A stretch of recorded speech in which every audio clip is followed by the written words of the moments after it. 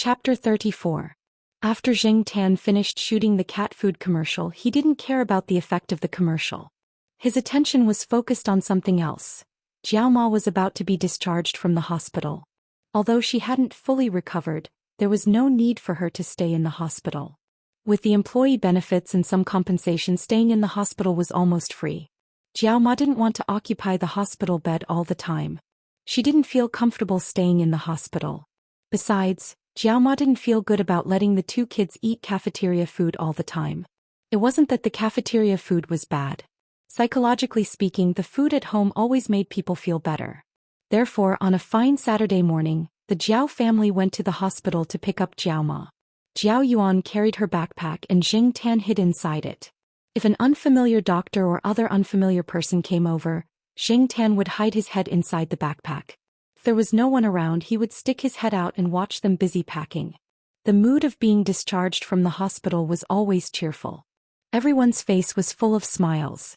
During Jiao Ma's stay in the hospital, everyone moved a lot of things from home.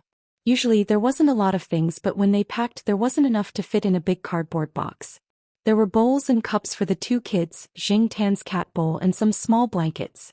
Jing Tan glanced at the busy people inside and turned to look outside the small ward that was separated from the room. A middle-aged man in his 50s came out with a white plastic bedpan that was commonly used in the ward. He went to the bathroom to wash the bedpan.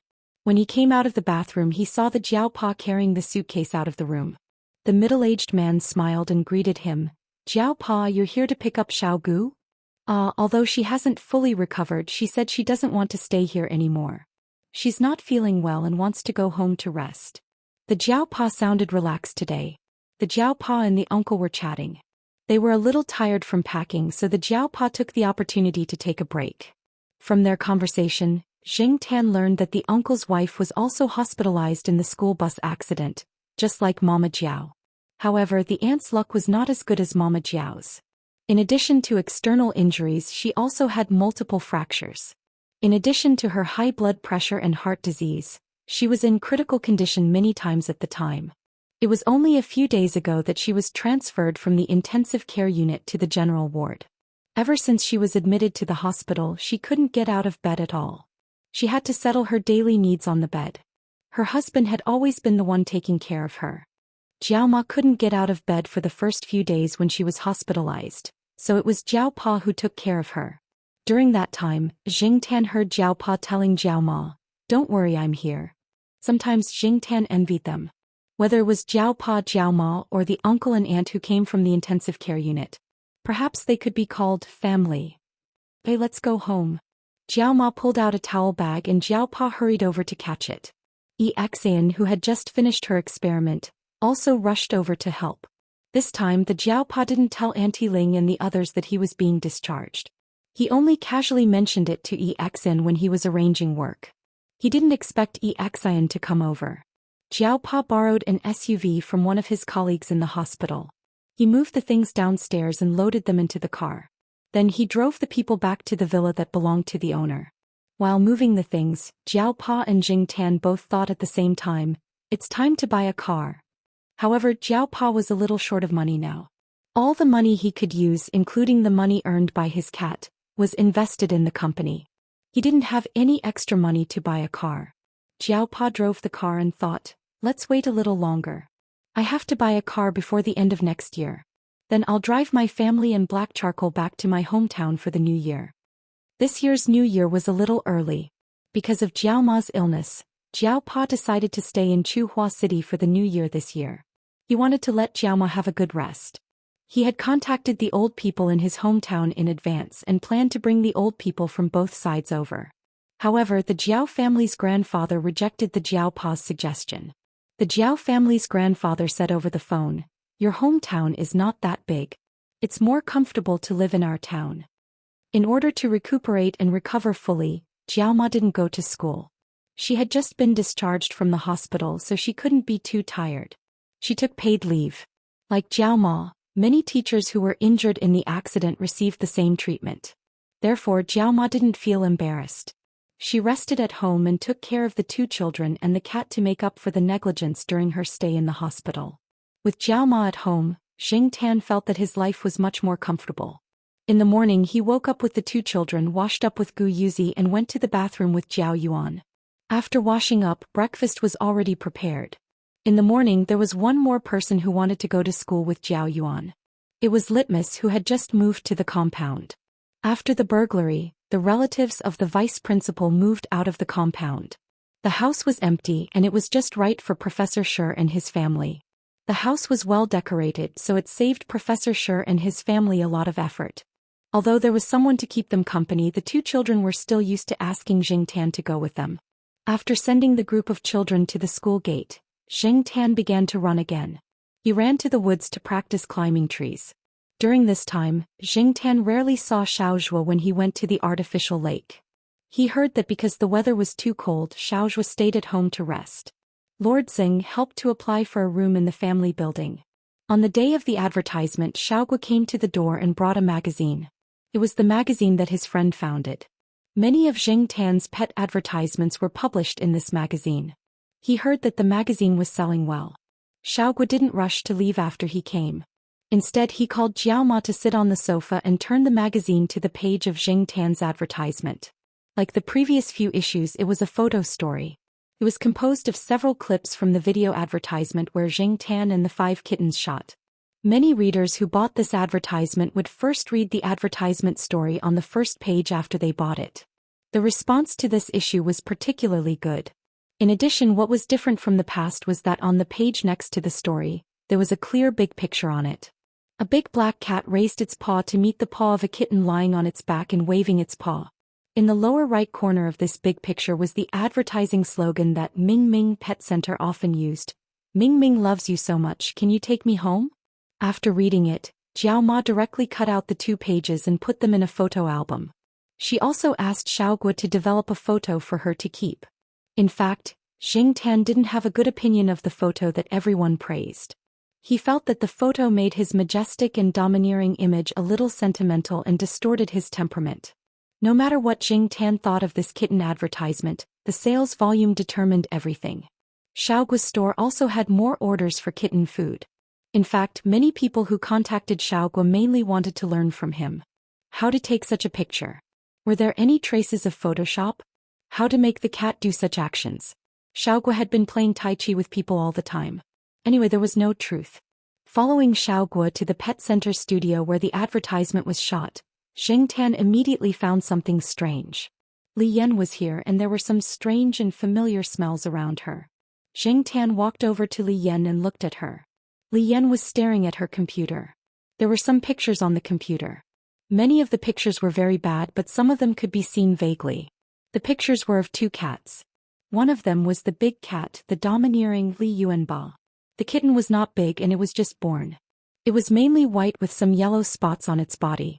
It was much smaller than the 5 kittens that Jing Tan had worked with before. Was this the child of Li Yuanba? Jing Tan looked at the name of the folder again, Li Yuanba and Peanut Candy.